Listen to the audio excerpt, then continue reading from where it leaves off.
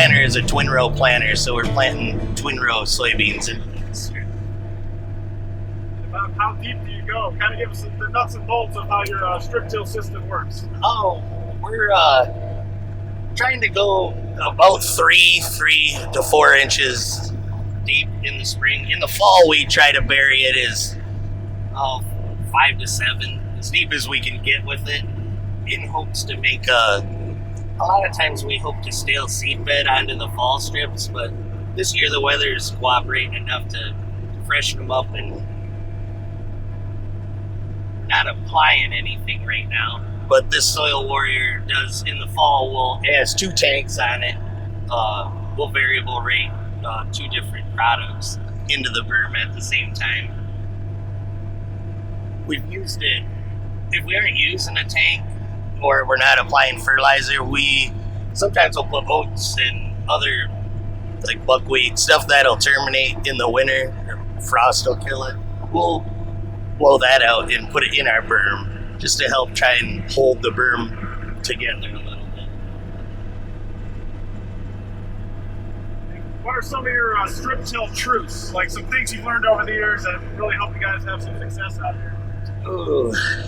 Well, one big one with our twin row is you can't get too aggressive with trying to get more depth out of the tiller, because the back disc on the SoilWarrior will go deeper than the front one, and that's the same slots as the seed openers go on the planter.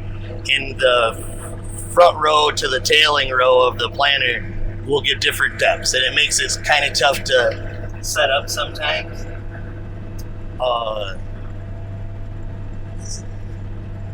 Really, it's a lot of our strip tilling do's and don'ts mostly came during harvest time, to know when to just hang it up for the day if the field's too wet or you're making a mess, making tracks with the grain cart.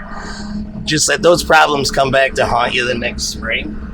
And so we've gotten a lot better at being patient, that if we're kind of making a mess in the fall, that we'll just stop, that it'll be a lot easier on us in the spring. So you prefer to go in the fall, but if need be, you'll call an audible and go in the spring. Yep. Yeah, if it's just not fit in the fall and we're just gonna be kind of sliming through stuff, or the soil's too wet, if we don't have to get the fertilizer down, we'll just hold off and not make any strips till spring. Just that we found that you work something too wet, it's quite a commitment then the next spring that to undo what you thought you were doing in the fall.